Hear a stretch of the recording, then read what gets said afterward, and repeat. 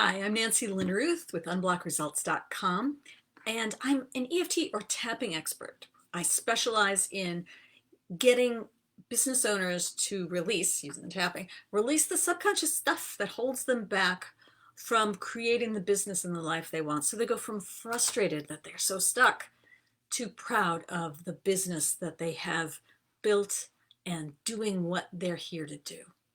So today, I want to tell you how your identity can get in the way of reaching your goals. I had a client who owns a property management company, and it's a good business, but it wasn't where she wanted it to be. She wasn't getting the amount and the kinds of properties that would increase her business and her income the way she wanted to.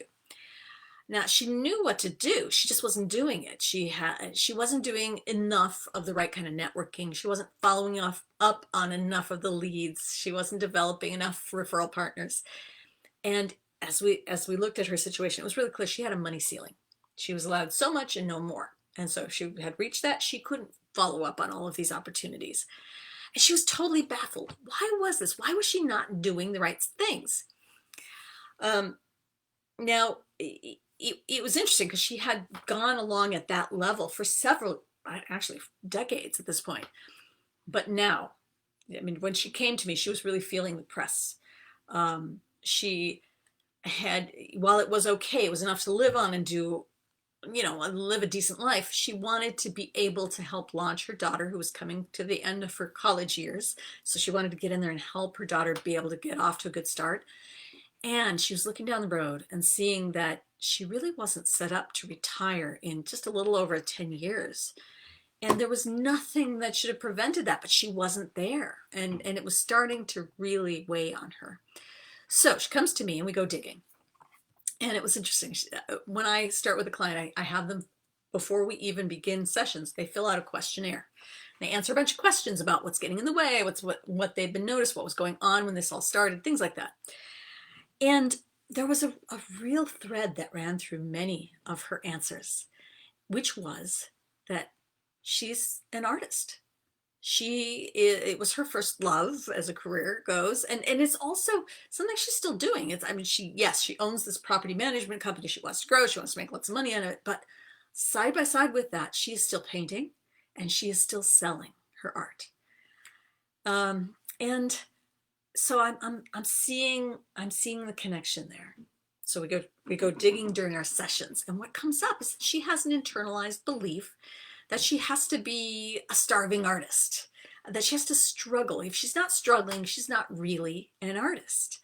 So she was sabotaging her business, sabotaging the kind of money she could make from it. And this is even though she knew logically, rationally, that making more money in her property management company would actually support her as an artist. So she would be able to more easily afford the kinds of art supplies, the better art supplies that she loved to work with. And she could, if she made enough, hire some employees to run the business, the day-to-day stuff, so that she'd have more time for her painting. And with more of the supplies she loved and more time to paint, she was going to become even a better artist. She knew that logically, rationally, but that wasn't enough to push past this belief she internalized when she was a college student, and then as a young adult when she was living the dream of being the struggling artist, surrounded by fellow struggling artists. And that was seminal. It really taught her what it meant to be an artist. Now, logically, rationally, later on, she's like, no, the art you create is what makes you the artist, not the struggling part. But her brain had made that connection. It was so powerful that whenever she started to get too much, was starting to get too comfortable, she got pulled back down. And so we worked on that. We tapped. We allowed that younger part of her to adjust the way that she looked at success and having money. And then she was able to realize, not just logically rationally, but at a subconscious level as well, that she could have a successful business, make plenty of money at it, and be that artist that she knows she is. So this is just one example. I've seen this many other ways, many other times this has come up, where that internalize this view of who you are gets into conflict with what you want to accomplish. So if you aren't following through on your goals, you want to look for where you might have a conflict between how you see yourself at your core. I mean, who you really are way down deep, or what your dream has been. Maybe even if you've already felt like you've given up on that dream, it could still be running the show here now.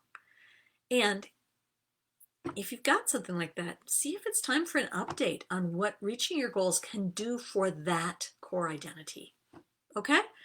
So I'm Nancy Linneruth, unblockresults.com. I hope that was helpful. I hope to see you again next Monday. And in the meantime, have a wonderful time in the summer, in the heat, or not, and happy tapping.